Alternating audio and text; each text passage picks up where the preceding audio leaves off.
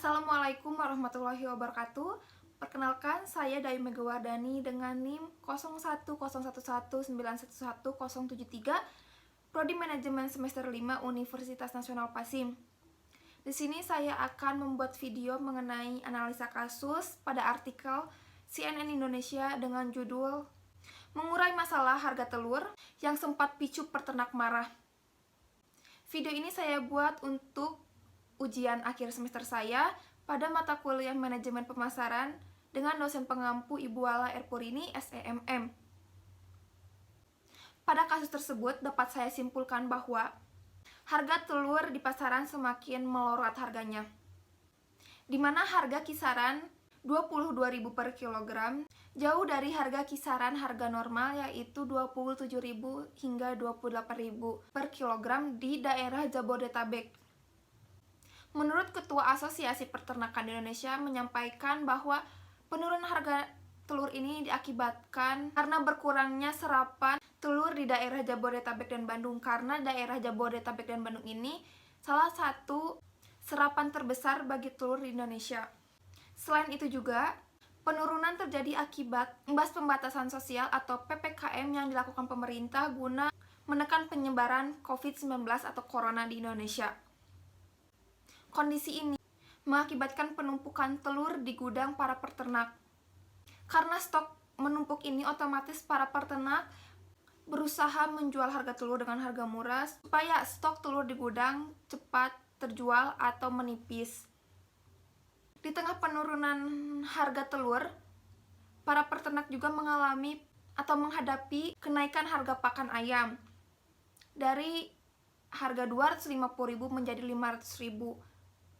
Maka dari itu para peternak pun merasa kebingungan bagaimana langkah mereka ke depannya, karena harga telur yang terjual di pasaran itu rendah, namun pakan ayam yang semakin meningkat.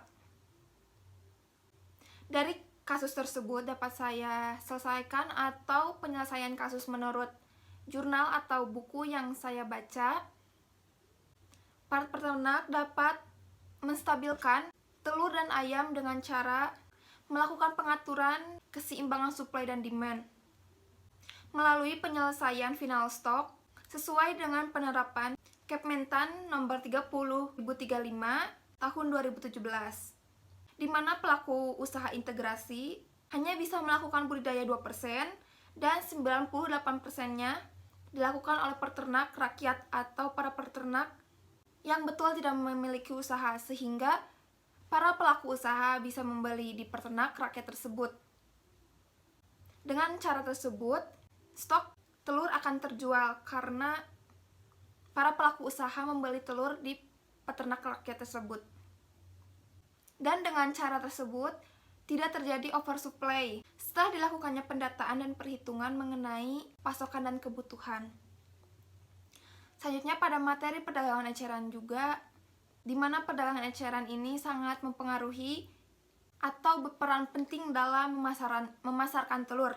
Oleh karena itu, para peternak dapat bekerja sama dengan pedagang eceran agar stok yang berada di gudang itu cepat habis atau terjual.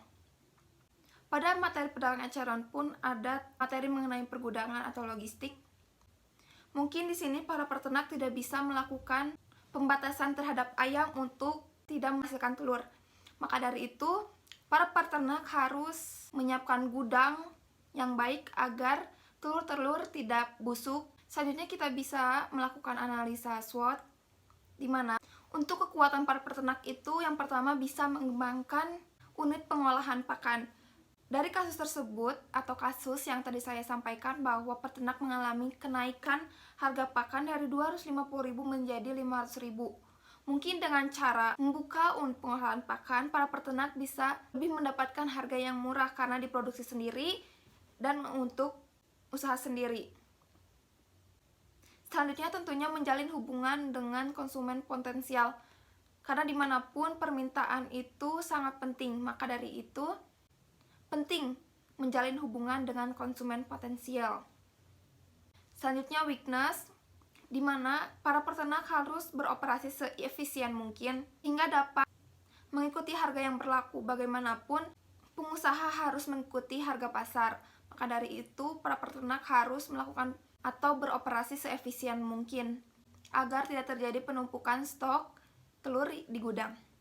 Selanjutnya, opportunity. Yang pertama, para peternak bisa melakukan kerjasama, di mana seperti saya singgung sebelumnya, para peternak bisa bekerja sama dengan pedagang eceran atau seperti rumah makan dan restoran atau swalayan yang menjual telur.